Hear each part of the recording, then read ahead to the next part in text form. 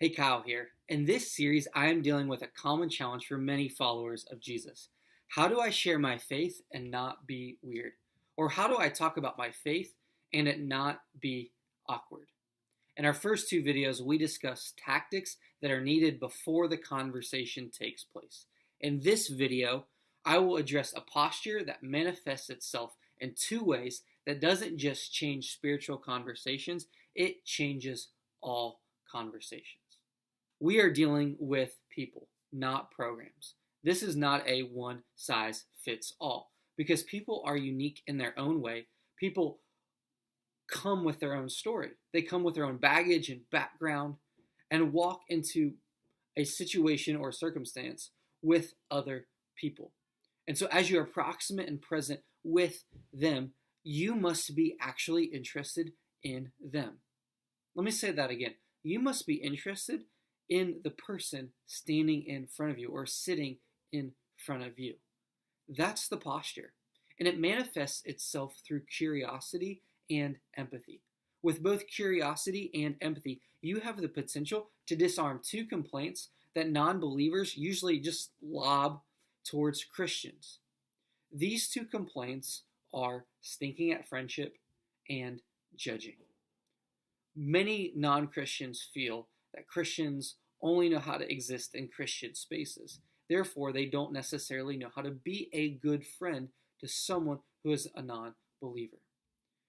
This usually leads to a level of judging or the perception of judging, that the person feels that you have sized them up, made some sort of evaluation on them, and essentially written them off or set them aside and thus have a level of superiority.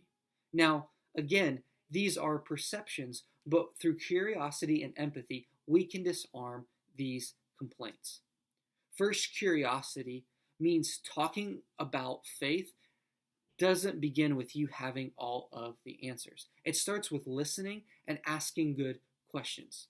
So begin with easy questions that can be answered in a single word or phrase to break the ice. Then you will want to ask follow-up questions. Make sure these questions are open-ended that start with words like how or what. Use whatever answer the person gives you to the easy question as potential fuel for your follow-up questions.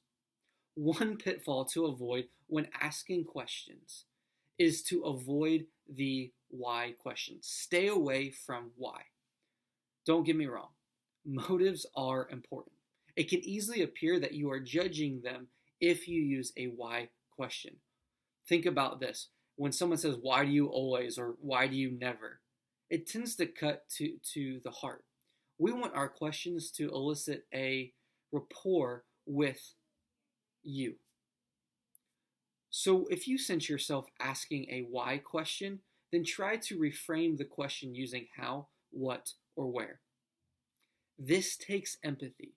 It means that you are willing to learn about the person and begin to care for them. I am not naturally empathetic.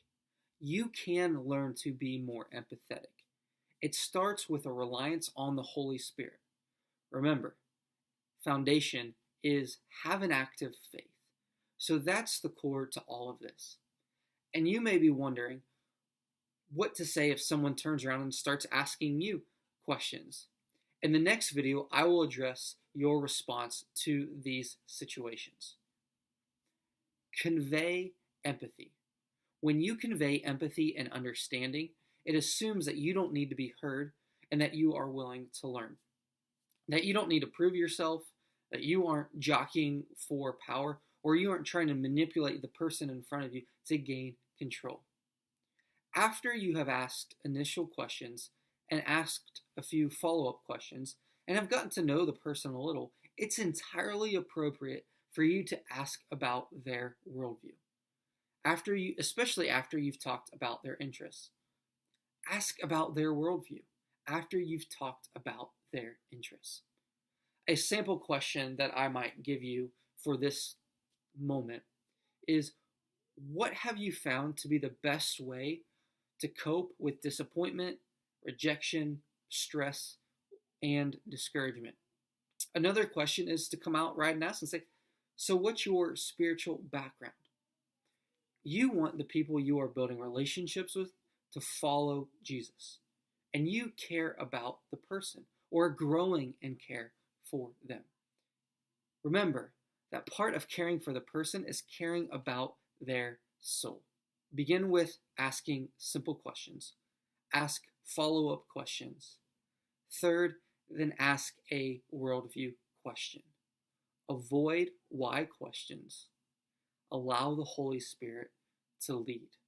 And remember that part of caring for the person is caring about their soul.